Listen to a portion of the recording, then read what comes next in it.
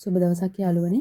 ඊශ්‍රායෙල් ආවම ඔයාලට ඔයාලගේ ලංකාවේ ඩ්‍රයිවිං ලයිසන් එක අවුරුදු 5ක් පරණ නම් ඒක මෙහි ඩ්‍රයිවිං ලයිසන් එකක් විදිහට කන්වර්ට් කරගන්න පුළුවන්. ඔයා මුලින්ම යන්න ඕනේ ඊශ්‍රායෙල් මෝටර් වෙහිකල් ඩිපාර්ට්මන්ට් එකට DMV එකට.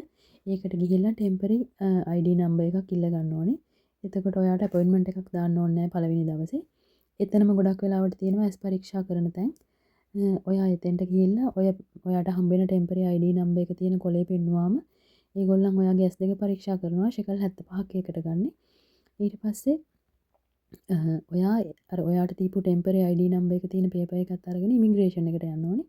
එතෙන්ට ගියාම ඔයාට මැනුවල් ටෝකන් එකක් දෙනවා. ඔයා එතනට කියන්න ඕනේ ඒගොල්ලන් අහනවා ගොඩක් වෙලාවට ඔයා අවුරුදු කීයක් විතර මෙහි ඉන්න බලාපොරොත්තු වෙනවද කියලා.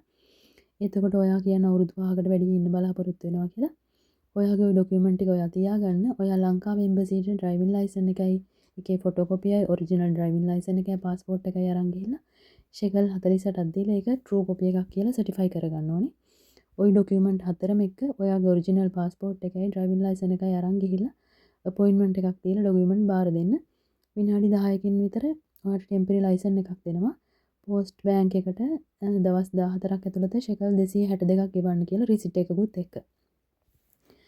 ඔයාට ඔයාගේ දෙන ඇඩ්‍රස් එකට දෙන ඇඩ්‍රස් එකට ඔයාගේ ලයිසන් එක පෝස්ට් එකේ එනවා. ඔයා වැඩ කරන තැන ඇඩ්‍රස් එක දුන්නොත් ඔයාට එතෙන්ට හම්බ වෙනවා. ඉතින් මේ ඕගොල්ලන් මම හිතන්නේ ගොඩක් අය මෙහි පරණ අය ඕක දන්නවා. අලුතෙන් එන අයට වැදගත් වෙයි කියලා හිතලා තමයි මම මේක දැම්මේ. ඉතින් මමත් මගේ මේ ටික කරගත්තා. දෙවැනි දවසට ওই ඩොකියුමන්ට් ටික බාර දෙද්දි ඔයා අපොයින්ට්මන්ට් එකක් දාන්න ඕනේ. මම ඒ ටික ලින්ක් එකක දාන්නම් මගේ කමෙන්ට් එකේ. ස්තුතියි පරිස්සමෙන් සතුටින් ඉන්න බුදු සරණයි.